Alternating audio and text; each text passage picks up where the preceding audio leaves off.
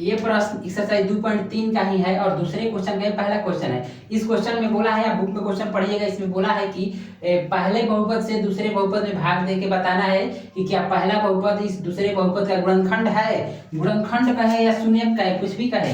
अगर भाग देने पर शेष 0 आ गया तो ये गुणनखंड है और नहीं आया तो ये गुणनखंड नहीं है। तो चेक करने के लिए सबसे आसान उपाय है इससे उसमें भागा देना है। एक और तरीका होता है कि इसका मान सीधे रख दे, तो वो भी हो सकता है, लेकिन इस क्वेश्चन में बोल दिया है कि भाग देकर बताना है, तो भाग देकर बताएंगे। उसके लिए करेंगे क्या, यहाँ पे जो दिया है पहला बहुपद टी स्क्वायर माइनस का 3 या स्क्वायर है, इससे हमको भागा देना है। टी स्क्वायर माइनस 3 से इस वाले में भागा देंगे, यानी कि 2 टी के पावर 4 प्लस 3 टी के पावर 3 माइनस हो जाएगा 2 टी के पावर 2 माइनस 9 टी और माइनस का 12। इसमें हमको भागा देना है इस वाले से। भागा देना एकदम आसान होता है। यहाँ पर टी 4 है, यानी कि टी का पावर 4 है। रफ में आपको काम क्या करना है, 2t का पावर 4 लिख लेना है साइड में और t के पावर 2 लिख लेना है उसके नीचे। सबसे पहले वाले से भागा देना होता है, किसी भी हाल में इसको कटाना होता है। तो t है 4 ठो, t है नीचे 2 ठो, तो 2 ठो t से 2 ठो t जाएगा तो ऊपर t के पावर 2 बच जाएगा। t 4 वो है, t 2 ठो है, तो 2 ठो से 2 ठो गया तो t 2 ठो बच जाएगा, यानी कि 2t स्क्वायर बच गया। तो यहाँ पर लिखा जाएगा 2t स्क्वायर वहां पर बच गया। अब इसका कोई काम नहीं है, इसको हम मिटा लेंगे। अब हमारे पास है यहाँ पे 2t के पावर 2। अब इस वाले से इन दोनों में गुणा करना होता है, तो 2t स्क्वायर से जब t स्क्वायर में गुणा होगा तो 2t के पावर बन जाएगा 4 और यहाँ पे माइनस, यहाँ पे प्लस, तो प्लस माइनस हो जाएगा माइनस। 2 का 3 में गुणा करेंगे बन जाएगा 6 और t स्क्वायर है तो यहाँ पे हो जाएगा t स्क्वायर।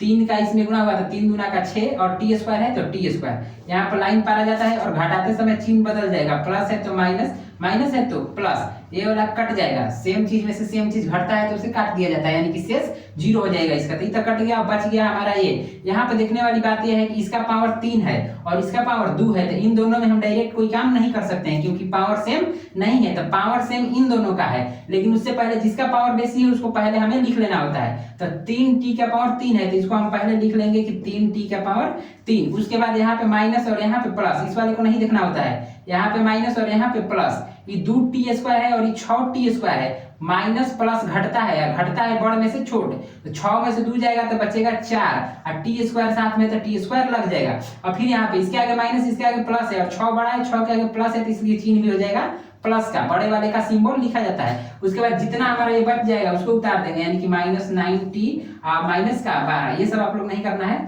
ये हम सिर्फ बताने के लिए कर रहे हैं। ये जो बच जाएगा उसको उतार लेना है। अब हमारा मेन बच गया 3t का पावर 3, 3t के पावर 3 को रफ में लिख लेना है और इसको भागा देना है t के पावर 2 से। सबसे पहले वाले से सबसे पहले वाले में, सबसे पहले वाले से सबसे पहले वाले में। 3 ठो है और t नीचे 2 ठो है, काटेंगे तो एक t ऊपर बच जाएगा, यानी कि बच क्या गया 3t। तो यहाँ पे लिखा जाएगा प्लस का 3t यहाँ पे बच गया। अब इस 3t से हमको इस पूरे में गुणा करना होगा, तो 3t का जब t स्क्वायर में गुणा करेंगे तो बन जाएगा 3t का पावर 3। यहाँ पर t 1 ठो है, यहाँ पर 2 ठो है तो t हो जाएगा 3 ठो। अब यहाँ पे माइनस, यहाँ पे प्लस, तो प्लस माइनस हो जाएगा माइनस। और 3 का 3 में गुणा होगा तो हो जाएगा 9 और t है साथ में तो यहाँ पे लिख देंगे t। ये लाइन पार दिया जाएगा और यहाँ पे प्लस है तो ये हो जाएगा माइनस, माइनस है तो ये बन जाएगा प्लस। चिन्ह बदल जाता है और ऊपर वाले चिन्ह को नहीं देखना होता है। सेम चीज में से सेम चीज घटेगा तो बन जाएगा 0। 3t के पावर 3 में से 3t का पावर 3 घटेगा तो हो जाएगा 0, इसको लिखना नहीं होता है। अब हमारा इसका पावर है 2 और इसका पावर है 1, तो फिर ये दोनों डायरेक्ट आपस में कुछ नहीं हो सकता है, तो इसलिए जिसका पावर बेसी है उसको पहले लिखना होगा, यानी 4t का पावर 2 पहले हो जाएगा। 4t का पावर 2 पहले हो गया। ये है 9t और ये भी है 9t, इसके आगे है माइनस और इसके आगे है प्लस। सेम चीज माइनस में सेम चीज प्लस में तो काट देंगे, यानी कि कट के 0 बन जाएगा। अब यहाँ पे जो बच गया उसको हमको लिख देना होगा, यानी कि माइनस का 12। अब यहाँ पे t स्क्वायर और इस यहाँ पे बच गया हमारा 4t स्क्वायर, तो t स्क्वायर से t स्क्वायर यहाँ पर में ऐसे कर लीजिएगा कि 3t के पावर 2 और इसको हम भागा देंगे t के पावर 2 से, तो t के पावर 2 कट गया, बच गया 4 को लिखना होगा यहाँ पे लिखेंगे हम 4। इस तरफ का कोई काम नहीं है। अब 4 हो गया। अब 4 से इन दोनों में गुणा करेंगे तो 4 का जब t स्क्वायर में गुणा होगा तो ये हो जाएगा 4t स्क्वायर। इस प्लस का जब इस माइनस में गुणा होगा तो हो जाएगा माइनस, प्लस माइनस माइनस होता है और 4 का 3 में करेंगे तो 12। यहाँ पे लाइन उतारेंगे, जब प्लस है तो माइनस, माइनस है तो प्लस, और सेम चीज में से सेम चीज घटेगा तो जीरो, और सेम चीज में से सेम चीज घटेगा तो जीरो, यानी इसका शेष आ गया जीरो। लास्ट में जीरो लिख देंगे। देखिए 12 माइनस में 12 प्लस में तो घट के जीरो बन जाएगा, 40 स्क्वायर प्लस में 40 स्क्वायर माइनस में तो ये भी जीरो बन जाएगा, यानी कि शेष हमारा आ गया जीरो। इसको हम ये भी लिख सकते हैं कि शेष बराबर जीरो। जब शेष जीरो आ गया तो ये इसका बहुपद यानी कि गुणनखंड का है या शून्यक का है, कुछ भी कहें, ये इसका है।